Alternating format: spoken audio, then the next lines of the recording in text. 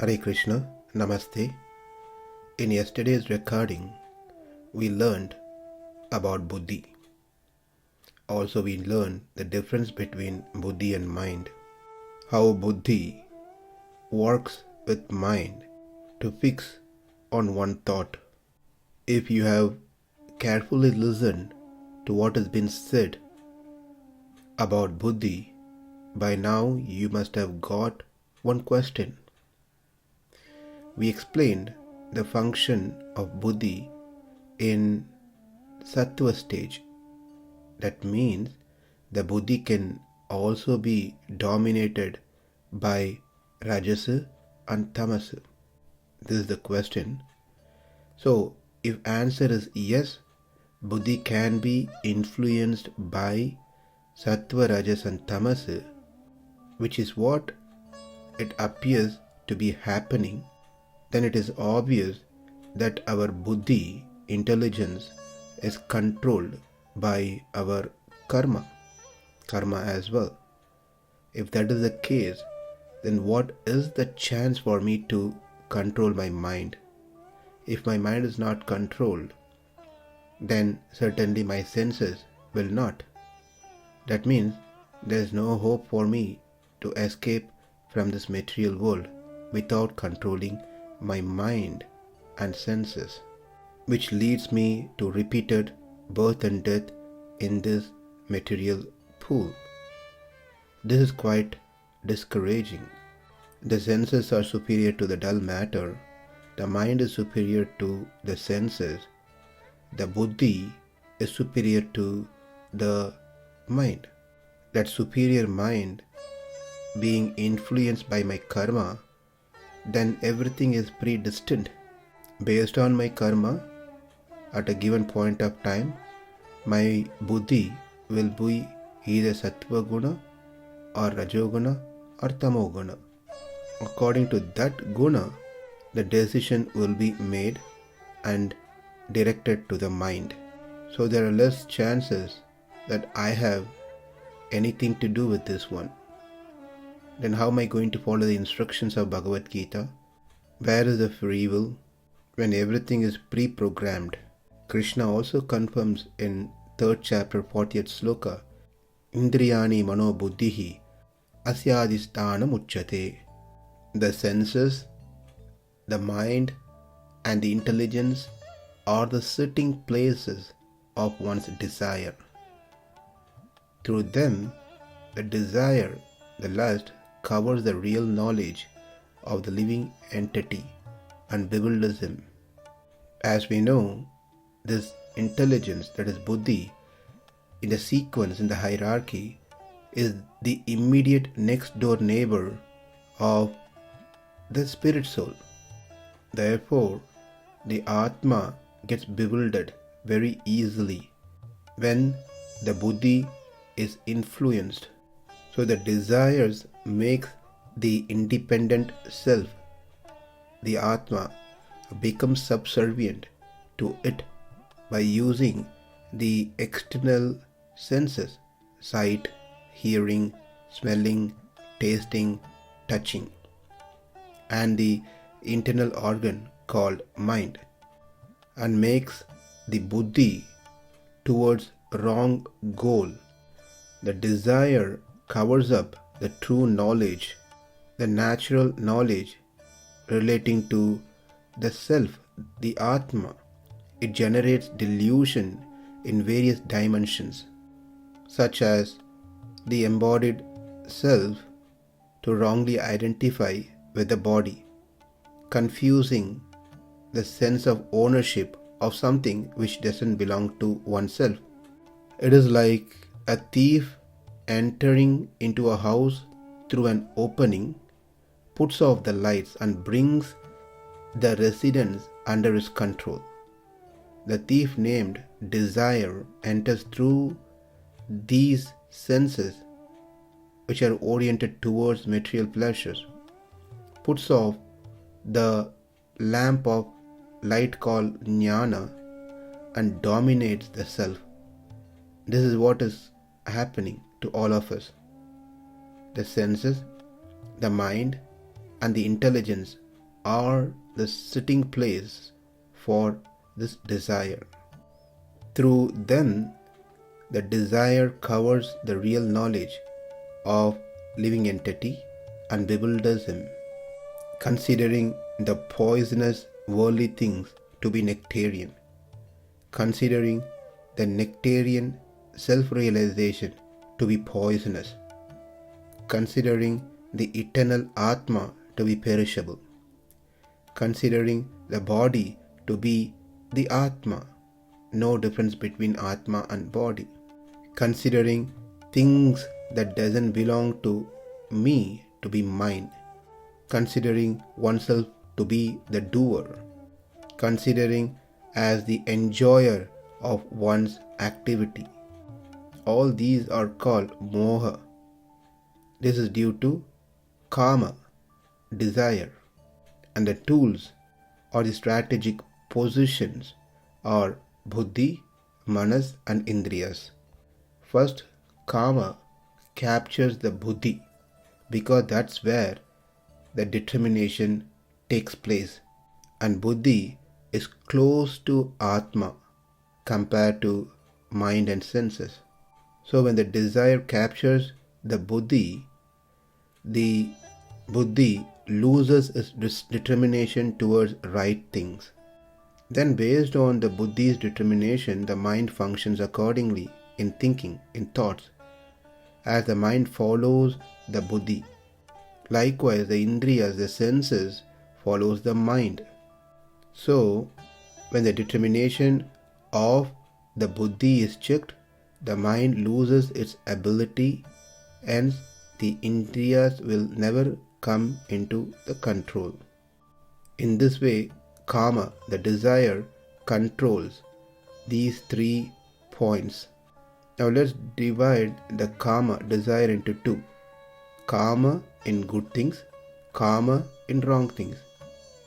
If it is a good kama, desire, then that desire will strengthen the buddhi's determination further. With that determination, the mind gets its direction towards thinking right things. When the mind is set in right direction, then the indriyas will also look for good things. So everything ends in good. The good kama is Atma Kama or Paramatma Kama, Krishna Kama. Greater than Atma Kama is Krishna Kama, developing love and desire towards Krishna. Kama in wrong things. If it is a bad karma, then the karma desire will weaken the buddhi's determination, that is, changes the determination that no need to focus on the self or Paramatma, but to enjoy the senses. And that becomes the new determination, which then makes the mind go towards wrong things, which makes the senses to look for bad things and start enjoying the senses. And this karma keeps increasing. So the end result is bad. The mind is the center of all the activities of the senses.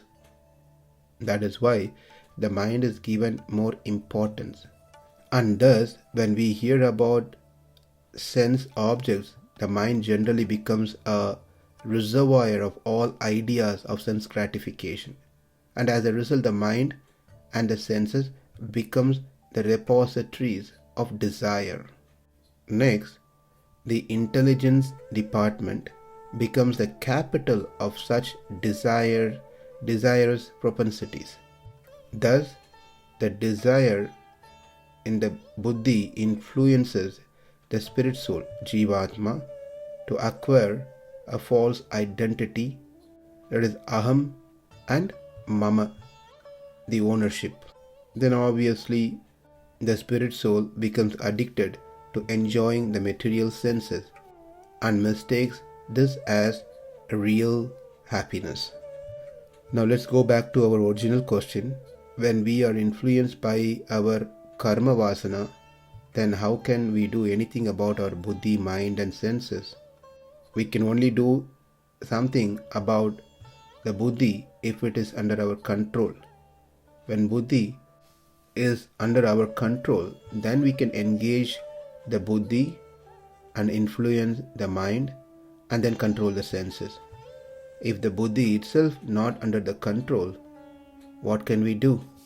That is, the tool to be used to make the right decision itself not under our control, but under the influence of the karma, then how can we make good decisions in life?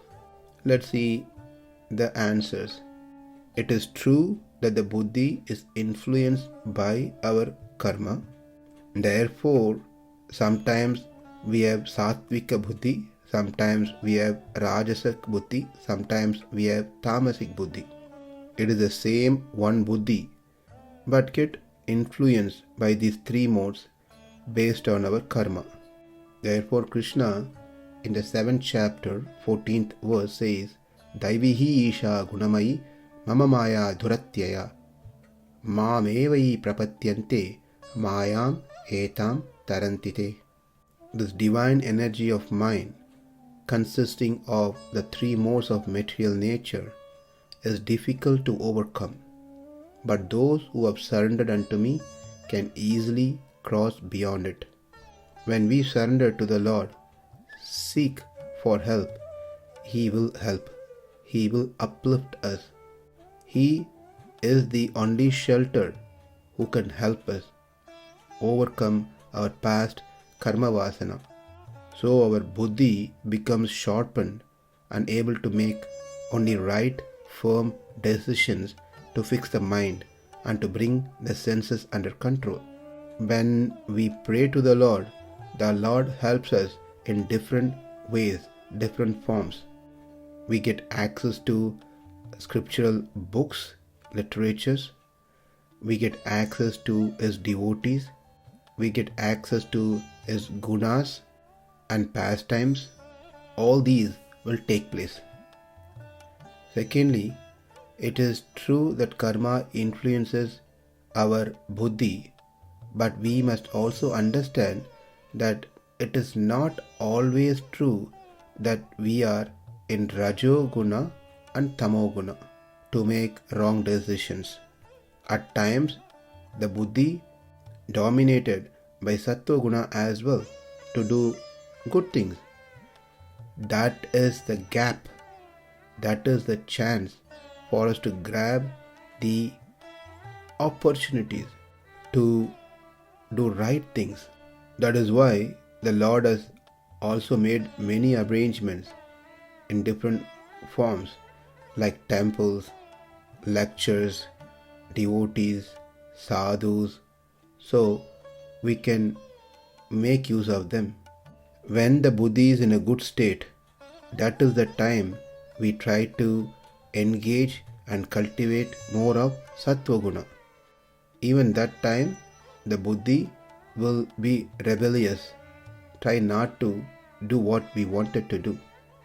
But when we try to push at that point, then that opens up the door for buddhi to cultivate and become more sattvic. Also seeing our desire, the Lord will certainly help us to overcome that challenge. The Acharya gives an example that when a girl or a boy for that matter is ready to get married but have some mental challenges, finding it difficult to get married because the boy's side says they will get their son married to the girl when the girl is alright. But on the girl's side, the friends are telling if she gets married, she'll become alright. So they cannot get her married because she has this problem. But when she gets married, the problems will go. What to do? The only option left out is there would be a moment or a time or a day when that girl is normal, and that time should be made use of and get the girl married to that boy. And after the marriage, she becomes totally normal. Likewise, we also have time where we are in a good state of mind. At that time, we must listen to good instructions. pastimes of the Lord, chant, do services. As we continue to do this, then gradually our buddhi will be sattvika. So we make use of our free will to engage the buddhi when it is in good state and straighten it in right path. That is why constantly hearing Krishna Katha, hearing to Bhagavad Gita, hearing to Bhagavatam, Ramayana, Mahabharata from a right source on a regular basis is very, very important. Having a group of people who are also inclined to such thing helps us. Individually, it is very difficult for us to challenge the Maya.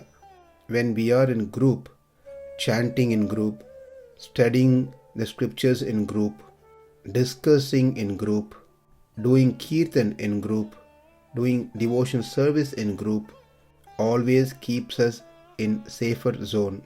When we try to do these things individually, there is always a fear whether we can make it or not. When we do things in group, then our faith increases, become more stronger, we develop proper knowledge, and the proper knowledge get into action in practices through our mind and senses.